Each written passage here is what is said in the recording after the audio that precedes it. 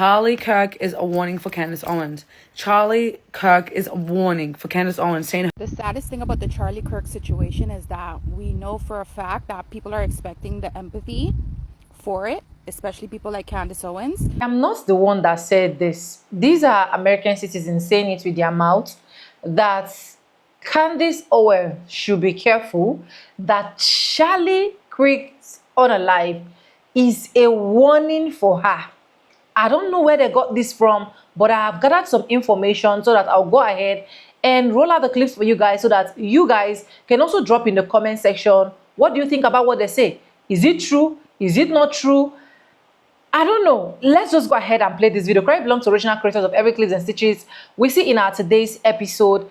And if you haven't subscribed, subscribe, like, comment, and share. And this is just for educational purposes, please. We do not support any form of violence here. Come and hear what these Americans are saying with their own mouths, right? Let's get right into it, guys.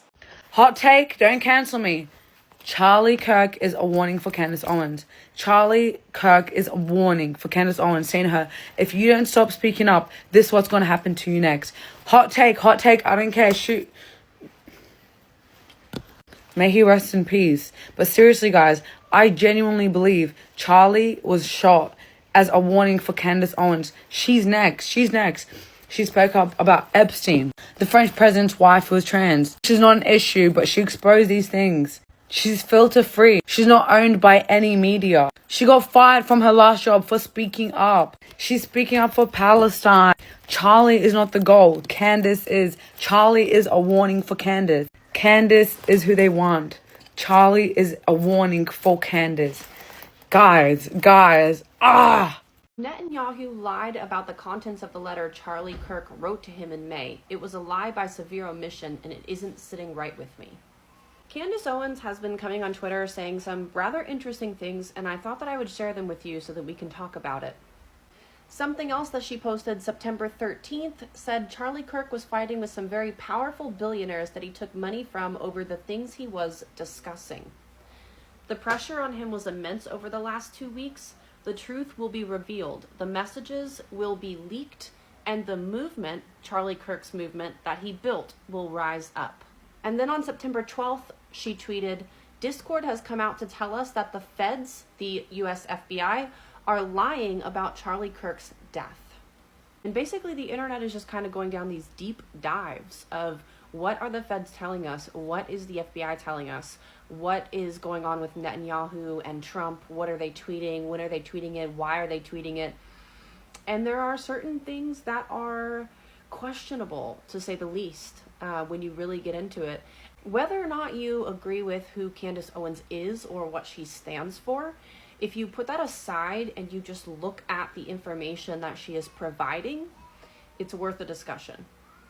Okay, he's dead now. But did y'all see the size of that crowd? There were a lot of young white men who have just been activated and pushed further down the pipeline of radicalism. That's what we need to be thinking about. Them and all the ones across the country that follow him and support him. A bunch of involuntary celibate cells ready to pop off. By now, you've seen the videos of outraged, overgrown white men having much more ethics and morals and sympathies for this grown man that was racist as hell that ain't had them little kids that got shot at school. We see today is September 11th, and we still having much more outcry from the public. We having our vice president talk more about this motherfucker here than the individuals that lost their lives during September 9/11.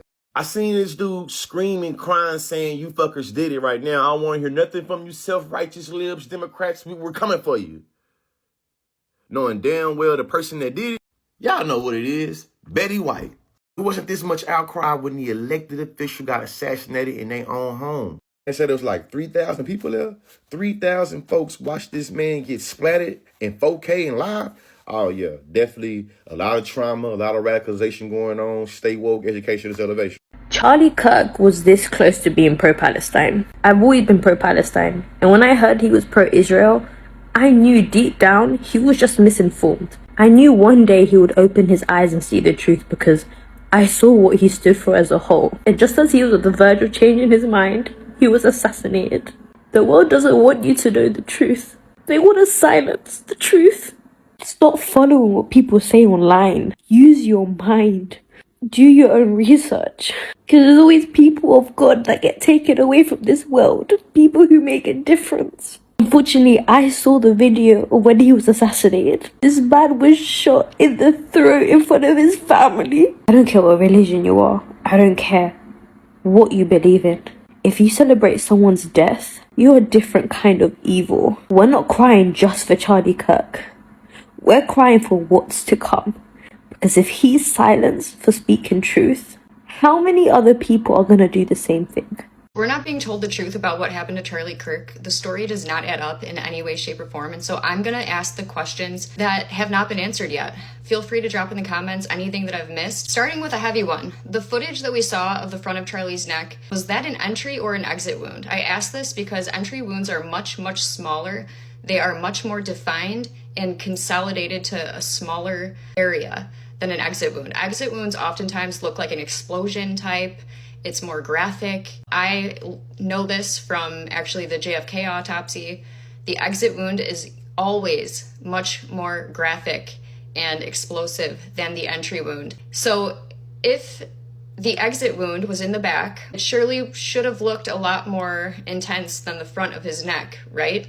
So why wasn't there any blood spatter on the white banner behind Charlie? Another question I have about this is, when they were carrying Charlie to the car after he was shot, where was the blood trail? If the back of his neck was supposed to be the exit wound, surely there would have been a blood trail. And there's footage out right now that you can look at of them carrying him to the car, and there's not a blood trail. So was it an entry or an exit wound? Silencers on guns exist. It's time to start treating this as if a professional hit was done, because clearly all signs are pointing to that. I know behind Charlie, it was an open area. Cars were parked. I don't know what was to his left, so if anybody knows, drop it in the comments. Why wasn't this handled like a regular crime scene? Why was his security taking down a camera that was posted up behind Charlie during the shooting? Because that will show you key evidence of what happened. And it was taken down minutes after it happened. Who took that camera down? Where is that footage? And what was seen on that footage? I also want to know, why was everybody walking around the area? If a horrific crime just happened where we saw the blood, we saw it with our own eyes, why wasn't anybody looking on the ground and being careful where they were stepping behind Charlie? It was supposed to be more graphic behind Charlie if we're talking about an exit wound being at the back of your neck. So where was the blood behind him? There were multiple decoys in this incident. It almost seems like there was a patsy, because you remember that older guy who was taken into custody. He was shouting that he would do it again. He was shouting to kill him. His name turned out to be George Zinn. And ironically, George Zinn was also featured in many 9/11 interviews, blaming Al-Qaeda for the 9/11 attacks. So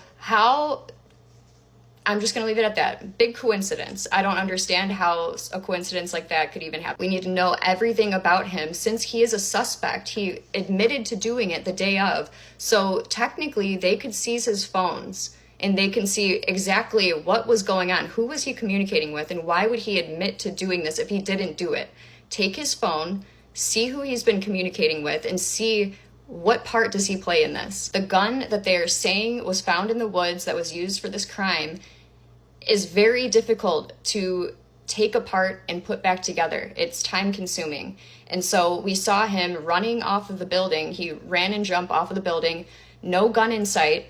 Okay, so he must have put it in his backpack, put it in his pants, whatever they think happened. They apparently say that he disassembled it. But why would he reassemble it in the woods then before leaving?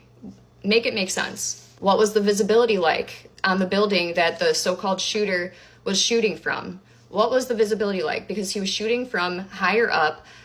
Charlie was underneath a tent with the crowd very close to him. So they were up very close. It would have been a really tough shot, and he got it right on the money on the first try. So has anybody gone back there to see what the visibility would be like from that range with that type of gun? Where are we at with that? Netanyahu is acting incredibly suspicious. He somehow tweeted at the exact same time as Donald Trump to announce that Charlie Kirk was killed. Why is a foreign leader tweeting at the same time as a US president announcing the death of a very prominent political figure in America. The Jerusalem Post was also the first to report out on the death of Charlie Kirk before any American journalist. Sources close to Charlie are saying that Charlie declined a significant amount of funding to Turning Point USA from Bibi Netanyahu in the weeks leading up to his assassination. We need to know exactly what the communications were surrounding that. Is it true? I'm hearing it's from close friends of Charlie, potentially coworkers. What's the deal on that? Did it happen? Did it not? I'm also hearing that Netanyahu called him to invite him to visit Israel, which Charlie declined.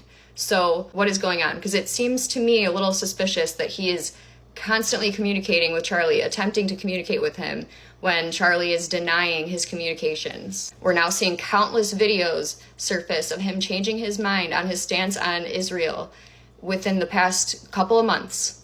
As recent as about 5 days ago when he appeared with Ben Shapiro talking about, are we to trust everything that we're hearing about Israel? Why can't we question it? It all seemed very rushed. He was home in his casket within 48 hours of being killed. Everything was very swift. Where's the autopsy? Where's the word from the hospital? What does the hospital have to say? What do the surgeons at the hospital have to say? We need answers on this stuff, guys. There are a lot of pieces that are fitting together in a puzzle that is terrifying in terms of major tragedies of our American history pointing back to Israel. So we need answers on this stuff. Are we controlled? Who is controlling us? Why are they controlling us? What do they have over our politicians? What do they have over our country to have us on a leash like this? And what needs to be done to sever that leash? Guys, I don't have so much in that clip. That's just the, I think, 4 clips that I have there. Or how many clips? 1, 2, 3, 4, 5 clips that I have. I'm very, very particular about the first clip. And when you see audience come out to say something like this, you do not just take it for granted. How I wish this video of this first girl can actually get to Candace Owens so that she can be able to know how to put her guards together. But anyways, she has been supporting what Charlie is doing. They are best friends. They are advocates. She might decide that she wants to go into deep research and so on and so forth. But as at this time, if I am close to her, I would have advised her to stay clear, right? I know it is not easy. A lot of people will be like, why will you advise someone, best friend, to stay clear? But if you check deep what these people are saying, you will know that there is a lot going in the background that a lot of people are not talking about. There is a lot that want to be buried. There is a lot in this unalive of Charlie that a lot of system just want to shut it down. And if she keeps talking, she keeps feeding the media, she keeps doing what they do not want, something is going to happen. You don't play with politics. That is one thing I know. I just hope someone close to her will actually see that particular clip, which is the first clip that I played, and then share it to her. Honestly, a lot is still going to happen. This is just like a tip of an iceberg. A lot has already been going on behind the scene, in the background, that people are not really talking about. Anyways, in my next video, I will show you guys some of the reaction that people actually reacted when Candace Owens made her is it commentary, or she made her gratitude wish, or is it obituary wish? I don't even know. When she spoke about Charlie, her best friend. I'll show you guys in the next video. The reaction that I gathered was a bit not too good.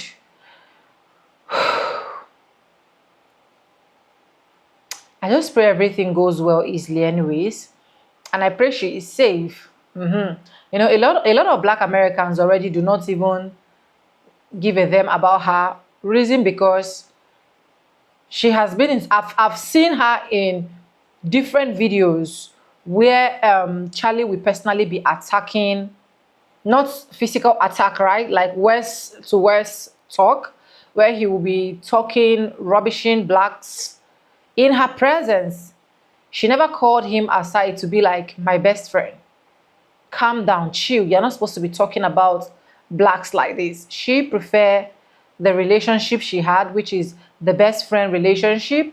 And then you will see her nodding her head to be like, yeah, like when her best friend is talking. Anyways, who are we? Let the will of God be done. We pray for God's protection because we don't want to get any form of unalived again, God forbid. We don't want to get any form of another thing that will actually shock us. The shock that we already had is already okay for us. Anyways, guys, let me know what you think in the comment section. Do you think what these people are saying actually makes sense? Or do you think it doesn't really make sense? I want to just get your honest opinion in the comment section.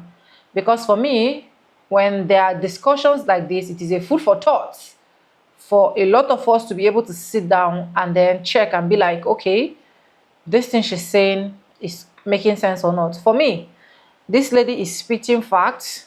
That is a big warning sign for her. That is a big warning sign that she should shut up.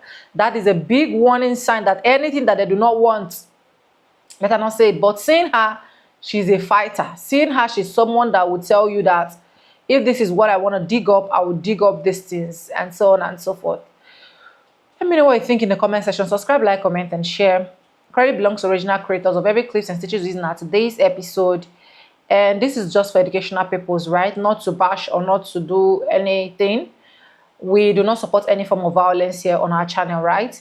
And yes, guys, with no further ado, I do like I say in my videos. I'm going to be saying bye and I'll see you guys in my next one. For now, bye, guys. I love you guys. Mwah.